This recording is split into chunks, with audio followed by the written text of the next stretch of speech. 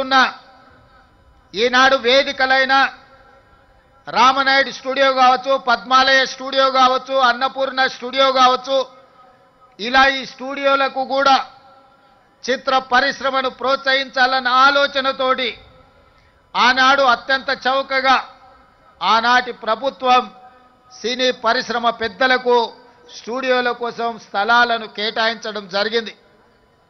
ఆ విధంగా ప్రారంభమైన తెలుగు చిత్ర పరిశ్రమ ప్రోత్సహించాలన్న ఆలోచనతోటి 1964లో ఆనాటి ప్రభుత్వం, కాంగ్రెస్ ప్రభుత్వం కార్మికులను గుర్తించాలి, సినీ పరిశ్రమలో ఉండే పెద్దల్ని గుర్తించాలి అని 1964లో నంది అవార్డు ప్రదానోత్సవ కార్యక్రమాన్ని ఏర్పాటు చేసి నేటికి 60 సంవత్సరాలు పూర్తి చేసుకున్నాం. మీ టాలెంట్ను, మీ శ్రమను మీరు మర్చిపోవాలంటే కళాకారులు నగదు బహుమతులకి సంతోషపడరు. కళాకారులు మీరు కొట్టే చప్పట్లకు, మీకు కప్పే దుప్పట్లకు సంతోషపడతారు.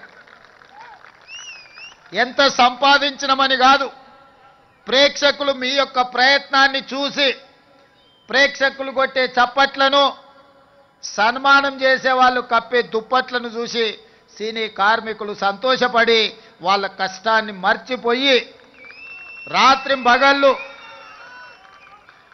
హీరోలు కానీ, పెద్ద డైరెక్టర్లు కానీ, ప్రముఖ నటులు షూటింగ్ స్థలానికి నిదానంగా వచ్చినా, ఒకవేళ ఉదయం 9 గంటలకు వాళ్ళకి షూటింగ్ ఉంటే 5 గంటలకే ఇంట్లో లేచి కన్న పిల్లల్ని కూడా వదిలేసి షూటింగ్ లొకేషన్కి బయలుదేరే కార్మికులు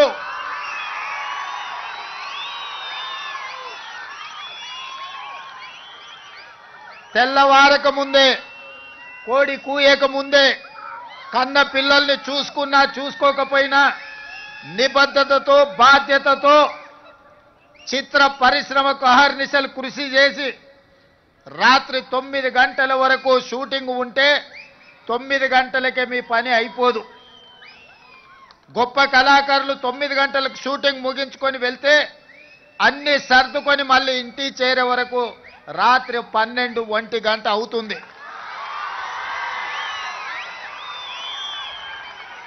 నాకు తెలిసి కొంతమంది తల్లిదండ్రులు వాళ్ళ పిల్లలు బాల్య వ్యవస్థలో ఉన్నప్పుడు తండ్రులను ఒకసారి గుర్తుపట్టని పరిస్థితులు, వాళ్ళు మేల్కొన్నప్పుడు మీరు పనిలో ఉంటారు, వాళ్ళు నిద్రపోతున్నప్పుడు మీరు ఇంటికి వస్తుంటారు. మీ శ్రమ, మీ కష్టం నాకు తెలుసు. మీరు పడుతున్న ఇబ్బందులు, ఈరోజు నాకు హోదా ఉండొచ్చు, దేవుడు గొప్ప అవకాశం ఇచ్చుండొచ్చు ముఖ్యమంత్రిగా, కానీ కార్మికుల యొక్క కష్టాలు తెలవనంతగా అధికారం నా కళ్ళు మూసుకుపోలేదు. అధికారంతో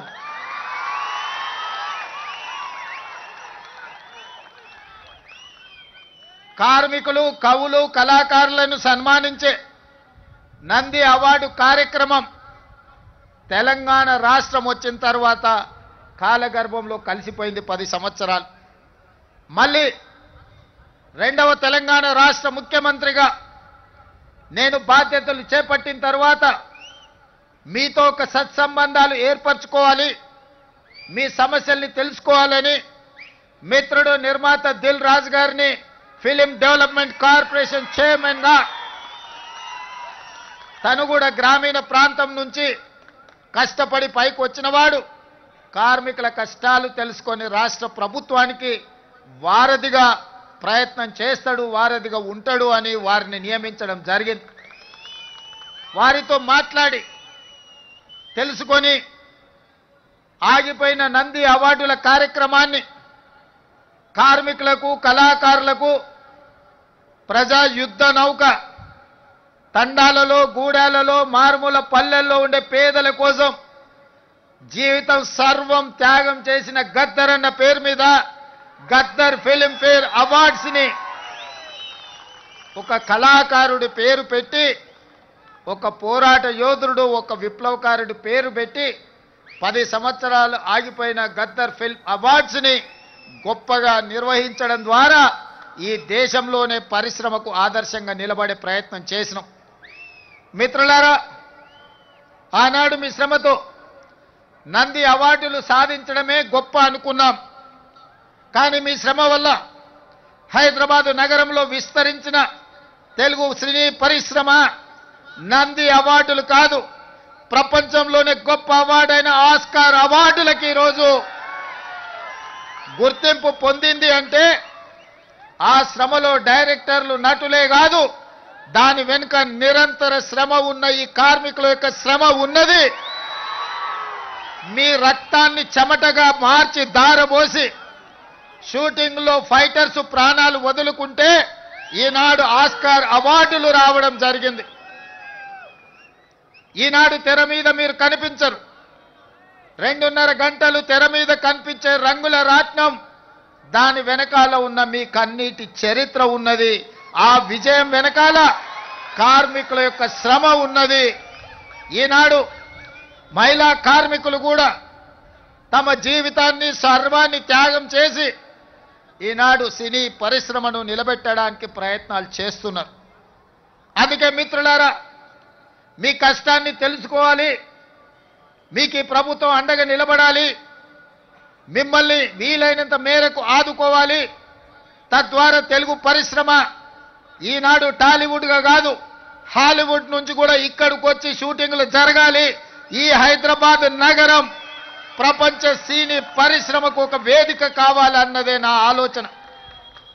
అందుకే ఆనాడు నేను చెప్పిన, మీరు వచ్చినప్పుడు సినీ పరిశ్రమను చిన్న చూపు చూసే సమస్యనే లేదు.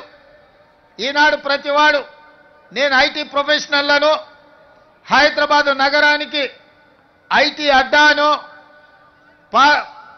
ఫార్మాస్యూటికల్ ఇండస్ట్రీ అను ఏ విధంగా అయితే చర్చ జరుగుతుందో, ఫిల్మ్ ఇండస్ట్రీ కూడా ఈ తెలంగాణ రాష్ట్రంలో ఐటీ పరిశ్రమ ఎట్లనో, ఫార్మా ఇండస్ట్రీ ఎట్లనో, మా రాష్ట్ర ప్రభుత్వానికి ఫిల్మ్ ఇండస్ట్రీ కూడా అంతే ప్రాధాన్యత, అంతే అవకాశాలను ఇవ్వాలని ఈనాడు నిర్ణయించుకున్నాం. మనము తెలంగాణ రాష్ట్ర ప్రభుత్వం తెలంగాణ రైజింగ్ 2047 అని ఒక విజన్ డాక్యుమెంట్ని ఈనాడు మనం తయారు చేస్తున్నాం. రాబోయే 100 సంవత్సరాలకి మన రాష్ట్రం ఏ విధంగా ఉండాలి, ప్రపంచ దేశాలతో ఏ విధంగా పోటీ పడాలి. ఈనాడు అప్పుడప్పుడు వాళ్ళు వీళ్ళు మాట్లాడుతుంటారు, మాకు బెంగళూరు, ముంబై, ఢిల్లీ పోటీ, లేకపోతే ఆంధ్రప్రదేశ్లో నిర్మించే అమరావతితో పోటీ అని. మిత్రులారా, మీరందరూ అండగా నిలబడండి. హాలీవుడ్ని ఇక్కడికి తెచ్చే బాధ్యత నాది. న్యూయార్క్, టోక్యో, సింగపూర్, దుబాయ్లతో పోటీ పడే విధంగా మన సినీ పరిశ్రమ మిత్రులు విదేశాలలో షూటింగులు కాదు, అద్భుతమైన రామోజీ ఫిలిం సిటీలో హైదరాబాద్ నగరంలో ఇక్కడ షూటింగులు చేసుకునే విధంగా ఇంకా స్టూడియోలను, కార్మికులను ప్రోత్సహించే బాధ్యత తెలంగాణ రాష్ట్ర ప్రభుత్వం తీసుకుంటుంది. అందుకే మిత్రులారా, ఈనాడు తెలంగాణ రైజింగ్ 2047లో మీకు ఏ విధంగా అయితే ఐటీ పరిశ్రమకు ఒక చాప్టర్, ఫార్మా ఇండస్ట్రీకి ఇంకొక చాప్టర్, ఎడ్యుకేషన్ ఎంప్లాయ్మెంట్కి ఒక చాప్టర్, హెల్త్కి ఒక చాప్టర్ ఎట్లయితే ఉందో, ఫిల్మ్ ఇండస్ట్రీ కోసం కూడా ఒక చాప్టర్ పెడతాం. ఫిల్మ్ ఇండస్ట్రీని అభివృద్ధి చేసి ఈనాడు కొత్తగా మనం నిర్మించుకోబోయే శంషాబాద్ ఎయిర్పోర్ట్ కూతవేటు దూరంలో 30,000 ఎకరాలలో భారత్ ఫ్యూచర్ సిటీని నిర్మించుకోబోతున్నాం. మనం ఏ విధంగా అయితే హైదరాబాద్లో చిత్రపురి కాలనీ, ఫిలిం నగర్, కృష్ణానగర్ వెలిసినాయో, ఖచ్చితంగా మీకందరికి భారత్ ఫ్యూచర్ సిటీలో మీ పాత్రను మీకు అవసరమైన అన్ని విధాలుగా ఆదుకొని అక్కడ మీరు ఉండే విధంగా చర్యలు చేపడతానని చెప్పి ఈ సందర్భంగా మీకు అందరికీ తెలియజేస్తున్నా.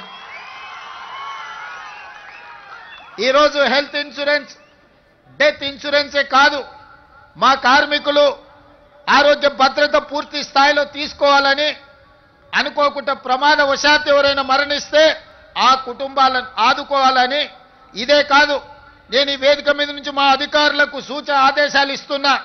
ఈ కృష్ణానగర్ ప్రాంతంలో 3-4 ఎకరాల ప్రభుత్వ స్థలాన్ని చూడండి. తక్షణమే నర్సరీ నుంచి 12th క్లాస్ వరకు సినీ కార్మికుల యొక్క పిల్లలు చదువుకోవడానికి కార్పొరేట్ స్థాయిలో మీకు పాఠశాల నిర్మించి మీ పిల్లలకు ఉచితంగా చదువు చెప్పించే బాధ్యత నేను తీసుకుంటా. ఈనాడు మీ శ్రమ, మీ త్యాగం, మీ కన్నీళ్లు మీ పిల్లల భవిష్యత్తు కోసం, ఆ పిల్లల భవిష్యత్తు కోసం ఉదయమే బ్రేక్ఫాస్ట్, మధ్యాహ్నం మంచి లంచ్ పెట్టే బాధ్యత కూడా నేనే తీసుకుంటా. ఉదయం మీరు పని మీద వెళ్తే కనీసం మీ పిల్లలు నాష్టైనా చేసిండ్రా, కనీసం ఏమైనా ఒక గ్లాసు పాలు తాగినరా లేదా చూసుకునే పరిస్థితులు మీకు లేవు. అందుకే నాణ్యమైన బ్రేక్ఫాస్ట్ ఇవ్వడమే కాదు, ప్రతిరోజు వాళ్లకు పాలు ఇచ్చి, ప్రతిరోజు వాళ్ళకు బ్రేక్ఫాస్ట్ పెట్టి, ప్రతిరోజు మధ్యాహ్న భోజనం కూడా పిల్లలకు పెట్టి మంచి చదువులను అందించే బాధ్యత నేను తీసుకుంటా, రాష్ట్ర ప్రభుత్వం తీసుకుంటుంది. మీ పిల్లల చదువుల బాధ్యత నాది. అదేవిధంగా ఈనాడు రాజీవ్ ఆరోగ్యశ్రీ రాత్రి పగళ్ళు కష్టపడడం వల్ల, సమయానికి తిండి లేకపోవడం వల్ల, సమయానికి నిద్ర రాకపోవడం వల్ల నడి వయసులోనే ముసలితనంలో వచ్చే సమస్యలు, ఆరోగ్య సమస్యలు మీ కార్మికులకు వస్తున్నాయి. అందుకే రాజీవ్ ఆరోగ్యశ్రీతో పాటు మీ ఆరోగ్య సమస్యల్ని ఉచితంగా వైద్యాన్ని అందించే బాధ్యత రాష్ట్ర ప్రభుత్వం తీసుకుంటుందని చెప్పి ఈ సందర్భంగా కార్మిక సోదరులకు నేను తెలియజేస్తున్నా.